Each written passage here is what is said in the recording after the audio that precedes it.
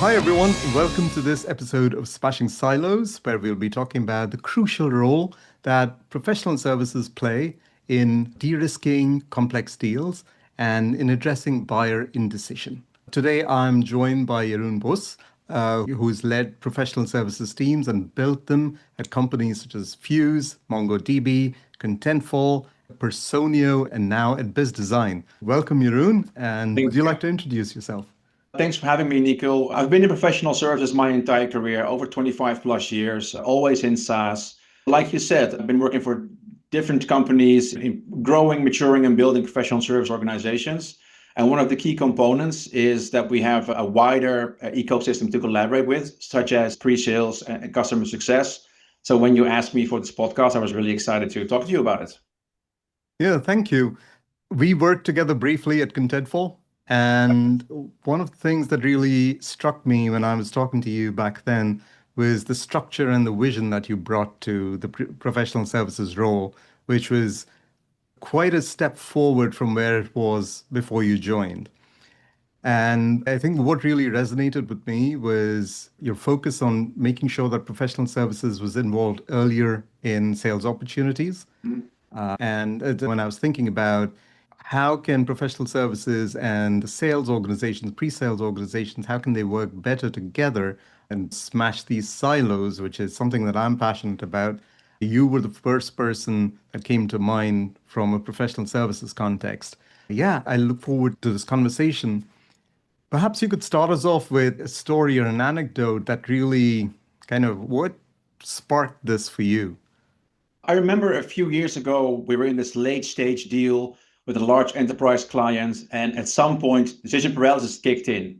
They had a short list, we knew we liked our product, but they continued to postpone decision making week after week.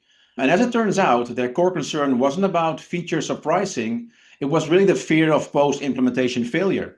So, although sales had done a great job in mapping the solution to their needs, what they lacked really was confidence in the how. So we decided at that point to bring in professional services to co-create this high-level implementation blueprint, which had phases, milestones, identified risks, and also mitigation strategies mapped out. And the one important thing we also did not do is undersell the challenges. We sold them, we gave them realism, and that transparency created trust. So we shifted the conversation from can this work to here's how we'll make it work, and this is what success will look like. And 2 weeks later, the contract was signed. Wow. So many important points over there. It's yeah, a lot of sales teams think about the how in terms of the demo. And I think this is one of the big pitfalls is even if sales teams and pre-sales teams are even connecting the why to the strategic initiative to the what is going to change to the how, they're going to stop at here's the product and here's the demo and here's how we can do this. But like you pointed out in this particular example, a lot of companies there's a lot of unspoken concerns about how this is actually going to work, what the disruption is going to mean for them. Mhm. We were talking about this earlier. There was this concept from that Neil Rackham came up with back in 1988 when they were talking about Still storytelling. relevant. Yes, still relevant. I mean, everyone's talking about how what the latest fads are, and it seems like something that was introduced 2 years ago is considered to be obsolete. But here was something that was introduced in 1988, and it talks about the concerns that buyers have across the buying journey. The theory of the bias concern really talks about the shift in mindset that both customers and prospects go through during the sales process. So early in the sales cycle, the buyer is focused on potential, the value, the outcomes, the innovation. But as you move towards commercial closure, which in this depiction here is phase three, their mindset shifts. Now it's all about risk. They ask themselves, what if this fails? What's the internal blowback? Will this disrupt our daily operations? And the closer you get to signature, the more conservative they become. And that's exactly when services should step in. This is the moment when you don't only answer what we're selling, but also how we're going to deliver. And I see PS as a risk reduction lever. We translate the value story into an executable plan. And I think that's an important step into carrying the deal over the line. In this particular illustration, There are four different key concerns, right? So there's needs, cost, proof, and risk. Now, needs, cost, and proof, these vary across the buying cycle. So needs are really important in phase one, but once they're evaluating solutions, the needs are less of a concern. Proof becomes more of a concern, right? And this is typically where sales and pre-sales teams are involved in saying, this is how we will help you solve a specific problem and a specific challenge that you have. Cost is a big concern early in the sales cycle and then becomes a concern again towards the end when they are focused on value realization. But in the middle, not so much of a concern. The one thing that is increasing continually throughout the sales cycle is this perception of risk. Correct. And the interesting thing, if you look at the pre-sales, the demo side of things, and services side of things, is as soon as a customer understands that their needs can be met because pre-sales is demoing the art of what's possible, then the question becomes, okay, but how are we going to implement this and how can you help us do this? So there's this nice parallel between showing the art of what's possible and then also explaining and how we will get the customer there. Yeah. One of the most important books that has been written on sales strategy and one of the most important sales research books over the past several years is the book called The Jolt Effect by the people who wrote The Challenger Sale. And what they discovered is in big enterprise B2B deals, the fear of messing up is much greater than the fear of missing out. And a Yes. lot of sales and pre-sales folks are trained on addressing the fear of missing out. Don't you want to have this? Don't you want to be able to do X, Y, and Z? The problem, though, is again, these are unspoken concerns and maybe surfaced later, is people are wondering, okay, if this project were to fail, what would this mean for me? Is my head going to roll? Is my company going to suffer? So that's the fear of messing up. And yeah, this is where I strongly believe that bringing professional services in early plays a really strong role, overcoming that buyer indecision. And there's also the customer's perception that even though we are focusing on features, functions, and value adds for a customer, as a sales organization, customers know you're trying to sell something. Services often takes the position of a trusted advisor, doesn't necessarily have to sell anything, we're just here to deliver value to a customer. So the perception already is different for a customer as well, which makes it easier to talk about how can I de-risk their business. Do you also feel that professional services plays an important role in offering recommendations? Definitely, definitely. I think what's important is don't see services as just being a post-sale implementer, but as a co-creator of value. We have best practices, lessons learned. We've done these types of implementations, migrations, whatever the case may be based on your SaaS product many, many times before. We have direct relationships with a product management team internally. So we know what's working and what's not working.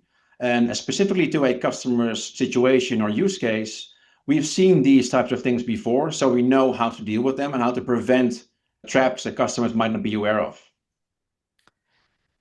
And I think this is one of those things that actually slows deals down tremendously. Again, going back to the book, The Jolt Effect, Jolt is an acronym that stands for judging the indecision. The Mhm. second one, O, is offering a recommendation. L is limiting exploration. And T is taking the risk off the table. And so when I think of offering a recommendation, limiting exploration, which obviously increases the sales cycle for us, but for the customer isn't a great thing either because they have problems that they need to solve and they need to be able to have that confidence in making a good decision and ultimately taking that risk off so that internally they can make that strong buying case. Professional services having a tremendous impact on those three things, the O, L, and the T. Agreed, the OELT specifically, definitely, yes. So I think you and I are bought in on this in terms of bringing in PS earlier in the sales cycles. But what I see a lot is sales and pre-sales teams being quite hesitant to bring in professional services. This is not a standard part of the selling motion. It's only typically towards the end once all the POCs are completed and they're kind of moving into commercial negotiations that you bring in PS. What challenges do you see with that? First of all, why do you think this happens? Well, like you mentioned, I think it happens because PS is being perceived as slowing the deal down, when actually I think it can be a differentiator in accelerating deal closure towards the end of the sales cycle. So it's important not to pull in services too early, but it's more detrimental if you pull in services too late. So the first step is to realize what is the right time to involve services in a sales cycle. And again, solution, definitely when customers start to worry about risk, that's when you pull in services. There's specific patterns that you see. Where has it been most effective? It is most effective when you assess a customer's either their maturity, their readiness, and you feel like, I'm not sure if they have the right type of people in terms of expertise or in terms of numbers to implement what you're trying to sell. It could be that it's of a lesser priority compared to other initiatives in the company. And in those cases, it doesn't make sense to position services as we can do the work for you, either through onboarding support or a white glove approach. Either approach works, but just to show the customer we can do the work for you. And by doing this, de-risk your business, your daily operations. Mhm. Have you experienced pushback from customers? Rarely, rarely, especially again, this goes back to the point earlier, especially if you position services at the right time in the sales cycle. So not too early, but as soon as you notice customers are being starting to be concerned about risk. I've never had any pushback from customers. They actually would love to talk to us and understand what am I getting into and how can you help me prevent pitfalls that other customers might have encountered as well. Yeah, I think people are hungry for help, right? People are hungry for help, especially when it comes to de-risking things. I've To your earlier point about professional services not being perceived as someone coming and selling the main package, which is probably the most expensive part of the deal, but are there to actually help de-risk things. Yeah, why would someone not want that help? Yeah. Do you see this also as a differentiator in the sale? And when you Yes. compare against other vendors? Correct. In most cases, yes. Again, it depends on upon the product or the platform that you're selling. It depends on the industry you're in. But in most cases, in my experience, it's definitely a differentiator if you can also help a customer explain and support in helping them get there. So again, it's co-creation of value, not just a post-sale implementation approach. Yeah. How have you seen the PS motion evolve over the past 10, 15 years? Well, the biggest change is exactly what we're talking about today, is instead of viewing services as a post-sale team that just does the implementation, just throw it over the fence, here's a statement of work, or here's what needs to be done, go do it, to actually involve them earlier in the sales cycle, to not just help de-risk the sale, but also to explain and to properly scope what needs to be done. Oftentimes, like maybe a decade or two ago, or maybe even still today in some cases, if you don't properly scope what needs to be implemented, you have to reset expectations and from the beginning of the project. It creates this mismatch of expectations between the customer and the implementation team, which creates distrust sometimes, and then you don't achieve the business values. So the major change I've seen is to move PS more upstream in the sales cycle, involve them as the implementation experts to also do objection handling, do proper Mm, scoping of the solution. And that's an early indicator for success and adoption later on in the project. great points. Who would you typically engage with? So you've run several different teams. What are your most valuable counterparts on the prospect side?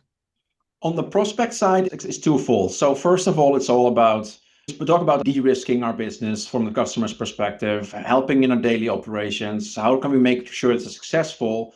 It's usually C-suite or level below. So it's the people who own the budget who make the decision.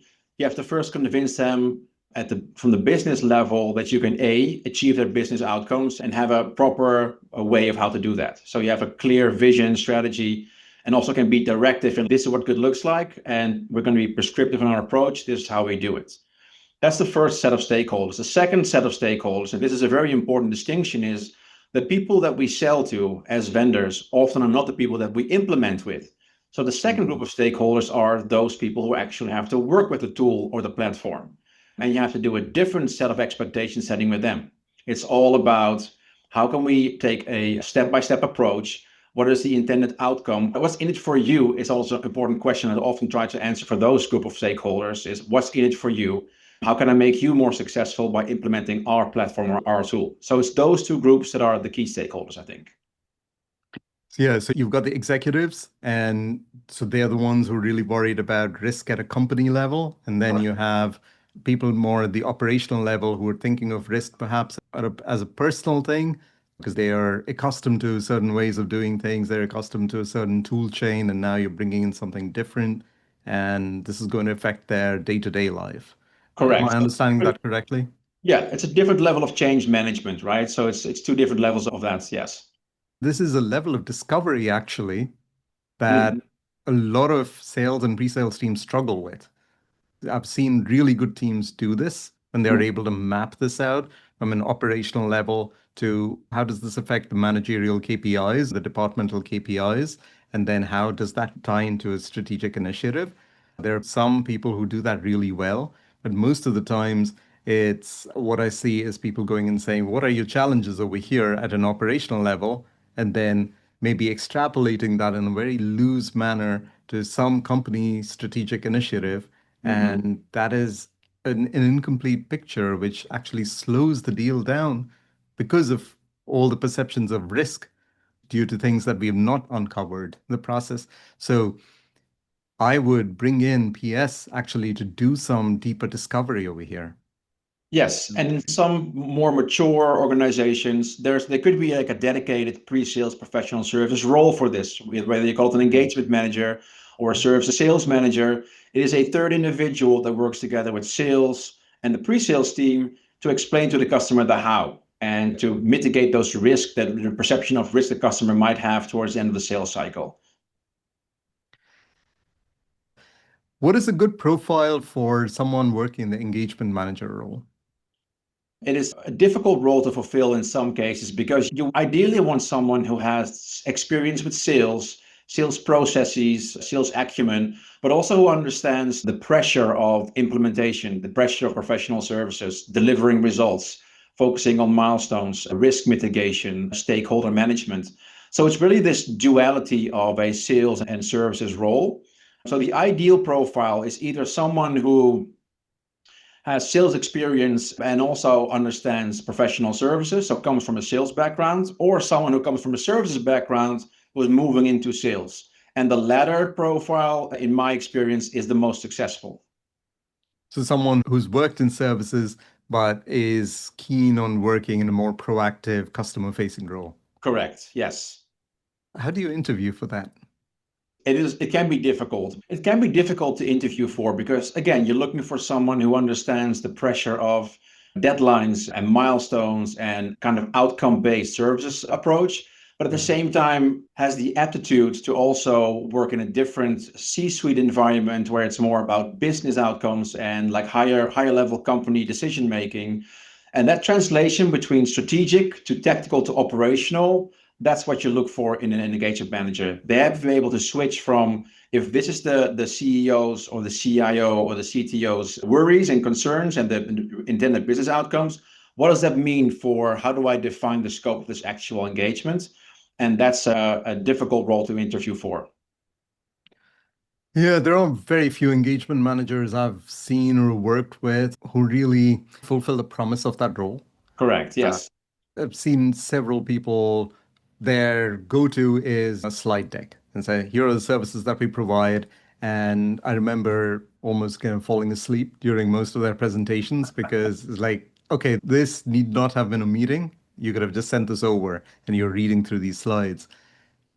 The better ones, the good ones that I've seen and have worked with, they were able to tell stories and what changed. And I think this is what a lot of prospects really struggle with because here is a golden opportunity to really go down into the details and say, when you switch this part of your tech stack out, at a macro level, these are some of the changes that you're going to see. And these are some of the things that you have to defend against at a deeply operational level.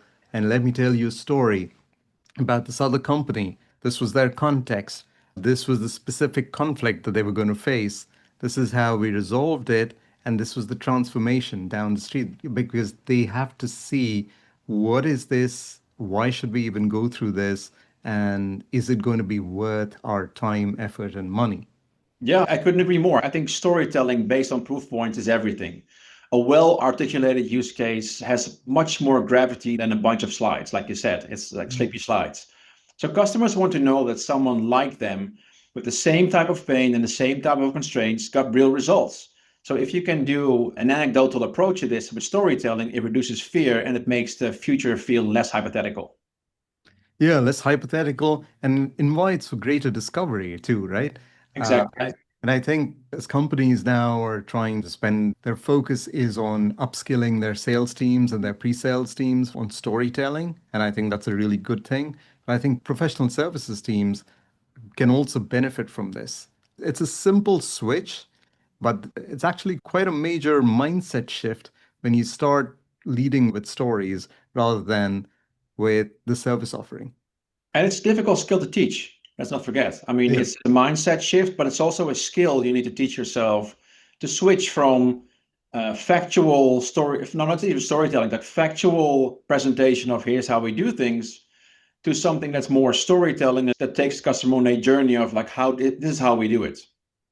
Yeah, I absolutely agree with you. And I think the more technical a person is, and the more they feel that they are not in a sales role, the more they struggle with it. Yeah. Unless they're just natural storytellers in the life of a party, they always see storytelling as some kind of theatrical exercise that doesn't feel natural to them. But anyone in this role has a tremendous amount of experience. They've seen things, they've worked on this, whether it's at the company they're at or the previous companies. There's a lot of anecdotal experience that can be brought into this very easily. What I can tell you, there's very few natural storytellers in PS, myself included. Yeah, and I see honestly the same thing in sales and pre-sales as well. This is kind of why there's so much of a focus these days on that. And there is, the teams that I work with, there's about 5 to 10% of the people who really grab onto this. But this is where frameworks really help Yeah. because when you're struggling with figuring out what to say, at least a framework helps you say, okay, let me structure this in a certain way. PS people and pre-sales people, for example, are quite technical, so they like structure, and that then helps. This goes back to one of my favorite sayings, which is the more structured you are, the more flexible you can be. It takes Mm. less, but you can get there. Yes, I like that a lot. That resonates immediately. Good. Wonderful. So, have you seen this actually make a huge difference in your engagements? It does, yes. The shift you also see is that sales is looking for more and more customer reference cases. So we can Mm. do more of that storytelling by industry, by customer type, enterprise, small and medium business. It becomes really more important every day to be able to do storytelling because it helps literally like sell the sale. This goes for professional services as well. So the more anecdotal information and evidence you can provide, the easier it is for customers to grasp, like, okay, this is how you have done this before. You do understand my situation. Yeah. It's definitely something that I focus on with my teams is more as well. Is like what sort of proof points do we have? How do we translate lessons learned and best practices into storytelling for future customers? Yeah, one thing that a lot of sales and pre-sales people, for example, rely on maybe overly is the case studies that product marketing puts out. Mhm. Now, I think those are good starting points, but those are extremely sanitized, Yes. right? So your company's legal has gone through them, the other company's legal has gone through them. So you're never going to see the ugly. What changed? Not going to see the bad either, right? What actually didn't work. But this kind of storytelling, especially from services, from people who've implemented or helped implement, can really shine a light on what specific things this company needs to be aware of. What are the patterns that you as a PS person have seen, right? Yeah, this goes back to your early question about like how do you interview for an engagement manager? It's someone who is able to balance when a customer is asking about have you done this before, to balance the good, the bad, and the ugly. Mm. Don't just do like pretty stories and highlights. Tell them about the risks, tell them about the pitfalls that other customers stepped into so you can help prevent this customer from doing the same thing. And like being transparent about that also creates that trust that we mentioned earlier. Yeah, it creates the trust and really differentiates, I think, against most of your competition because they are not going to be talking about that. Who talks about that these days? Yeah. I think in every sale that I've seen, people go in and are trying to de-risk by saying there is no risk. Yeah, that's another way of managing risk. Just ignoring it. And and we all know that's a lie. Like, how Mhm. is that going to build trust? How is that going to build confidence in the person who in maybe who's in middle level management who has to go to his or her C level and ask for this money? Yes. Or when someone else from a different department is vying for the same capital, is shooting your project down because they talk about the risk and then your champion, so-called champion, is not really prepared to address that. Yeah. Great. Very important. All right. Let's move into something very actionable here. So, Mhm. to the CROs listening to this, or the VPs of services, sales, pre-sales, these teams, if they were to do maybe one, two, three things this coming quarter, what would your advice be? The one piece of advice I would give is bring services into your top 5 deals right now. To validate, but to help co-create. Get your most seasoned service lead into the room, even if it's just for 1 or 2 strategic meetings, and watch how quickly the customer's confidence shifts when delivery risk is proactively addressed, like we mentioned earlier.